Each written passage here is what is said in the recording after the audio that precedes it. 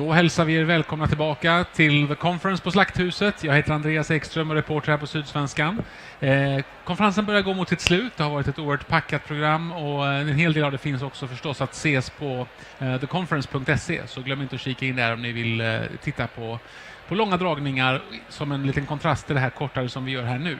Med mig har jag en mycket speciell gäst från Kickstarter som vi ska göra lite samtal med här, och vi går över till engelska förstås eftersom det är hennes språk, så häng med. So everybody, in case you haven't met her yet, this is Stephanie Pereira. Welcome. Thank you. Stephanie works at Kickstarter. What do you do there? I am the International Partnership Lead, so I talk to people outside the U.S. That sounds like a pretty sweet job. It's a great job. It's a wonderful job. I get to come to Malmo and hang out with people like you. And be jet-lagged? And be jet-lagged. Yeah, so where are you going next? I'm going to Stockholm tomorrow, and then I'm going home. Okay, Yeah. so it's not too long of a trip this time. No. Okay, great. So you have a background in financial management of fine arts, or something like that, I read. Okay. And that means you must have seen a lot of no money in your time. Yeah, I was about to say financial, not really. Yeah. I've helped a lot of people make a lot of art projects over the years, and usually without a lot of money. Yeah. What sort of bizarre instinct leads you to a sector with so much passion and so little money?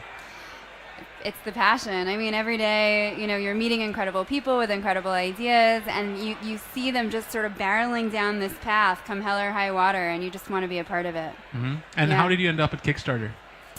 Kickstarter was looking for someone actually to be like a liaison or ambassador to the fine arts community. So I really came on through the fine arts, and then also working with nonprofits, and did that for a long time until very recently. Mm-hmm. And how does this actually come about? How does your working day make this happen? What do you mean? Well, so how do you connect the finance work of Kickstarter with that cultural community, which is global now?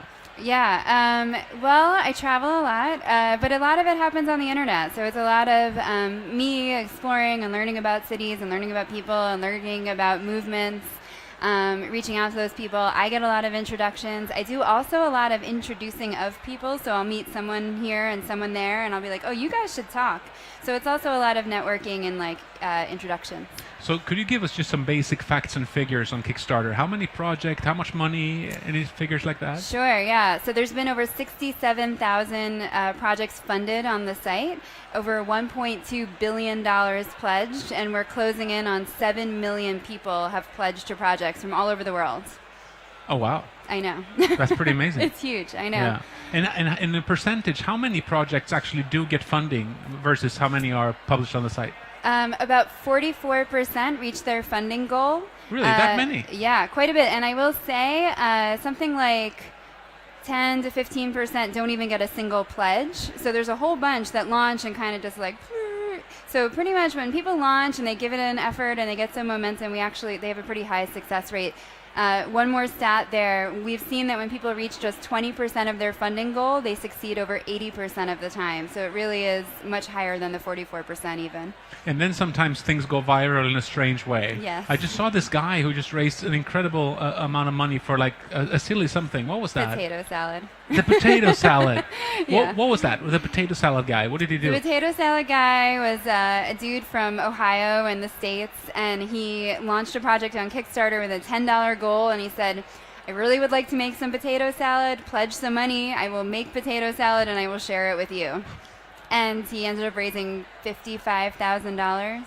That's a lot of potatoes. It's a lot. He's now doing, I think he's calling it Potato Palooza or Potato Fest in Columbus, in his hometown, and he's just invited all of his backers to come out and have a big potato salad party. That's fantastic. And is he a professional chef or something? No, this is the thing. He'd never made potato salad in his life. He doesn't know anything about cooking. So he's invited people in. They're trying out different potato salad recipes. He also invited anyone who gave him money to submit ideas, like their favorite recipe or ingredients that they love to put in there. And so they're going to try it all out. So again, we see how something works because it's a community building. It's a community building activity. Yes. Yeah. You must have lots of stories like that. Endless. What are some more? Well, actually, in the very, very early days of Kickstarter, I think it was like a few months old, this young singer-songwriter from Atlanta, somewhere in Georgia. Her name is Allison Weiss. She launched a project on the site. It's very memorable. In fact, I encourage you to look it up. It's so charming. And it's just her in her kitchen. She's obviously using her laptop camera, and she's got her guitar in her lap, and she's just like singing. She's like, hey, internet, da-da-da, whatever. And she's singing, and she's like, guys, I want to make a new album, and I want you to be a part of it. Within, I forget how many days, she had reached her funding goal, whatever she needed to make her album, and then surpassed it. And the guys who founded Kickstarter didn't even know what to do. It never even occurred to them that someone could launch a project and then go past their funding goal. So she, within a few months, it was like blew everyone's mind. It changed their concept of this idea of how powerful this idea of a creative person who wanted to make something in the world, connecting with the community, how powerful that could be. And that really changed everything. Wow. So today, are there limitations on what you can ask to do on Kickstarter? It has to be something, you have to create something to share with others. That's pretty much it. Then we ask for honesty and transparency. We also... nuclear bomb? No nuclear bombs. So I was about to say we also have a few prohibited items. Like that many. And we also say no causes or charities because, again, we want people to come to the site to be a part of a creative project and not really feel like they're doing it for anything else. Like the bottom line should be creativity. Okay. So, but we've seen there's lots of research that shows in charity that we're more likely to give if we know that that particular child in somewhere is getting my money rather than this great organization that works to help all children in that part of the world. Yes. Do you see that same effect at Kickstarter? Same. The more specific the project, the more direct the connection. I mean, I've been thinking about it a lot today as we've been hearing from all these great speakers who are sharing their ideas and their passion and really connecting with us. The more people can do that on the platform, and that's what you use the video for, and that's what you use the rewards for. The more you can do that, the more success you will have. Why is that? What do you think?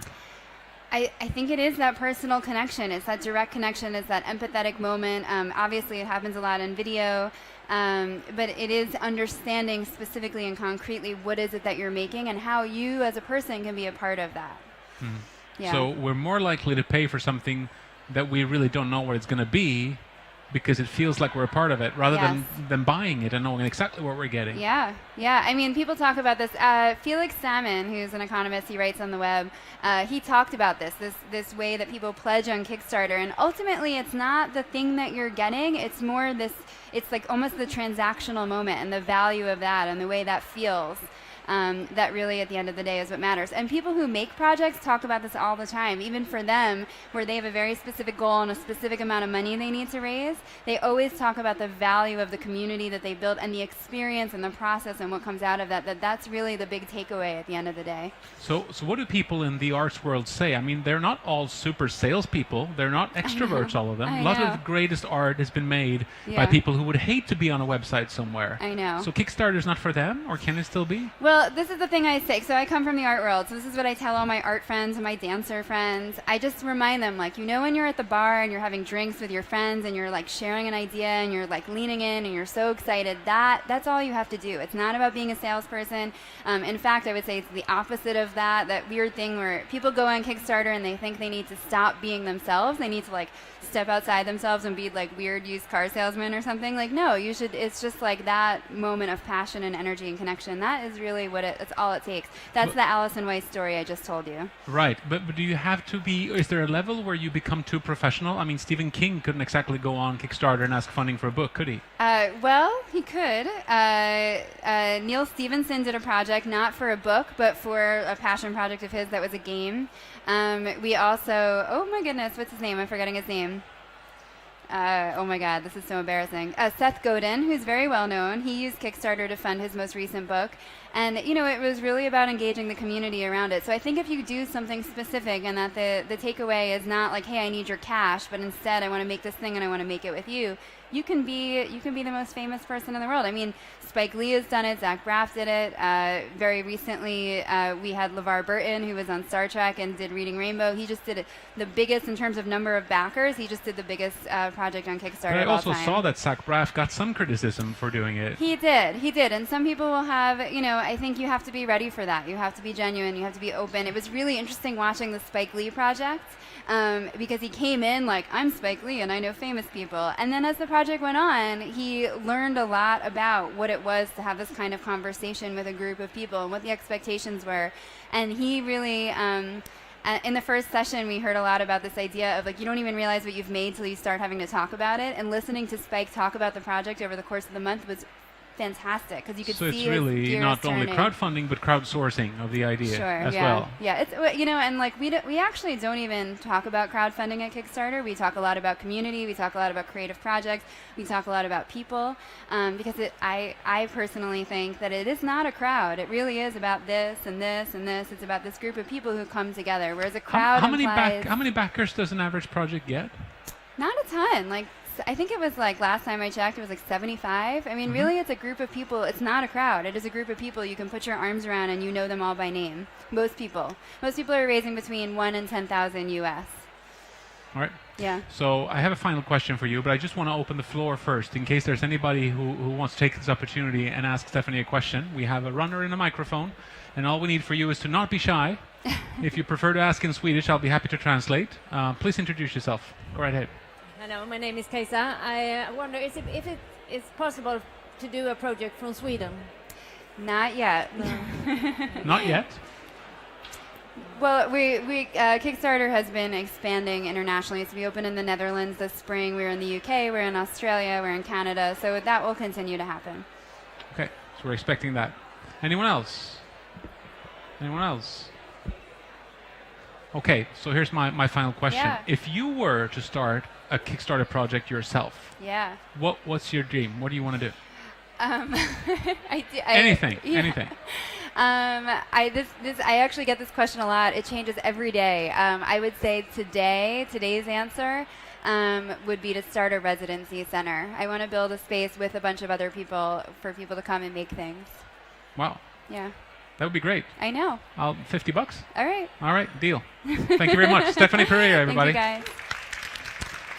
Och tack ni som har tittat. Ni kan som sagt se nästan allting från The Conference på theconference.se och alltid komma tillbaka hit till sydsvenskan.se också förstås. Ha det så bra. Vi ses. Hej då.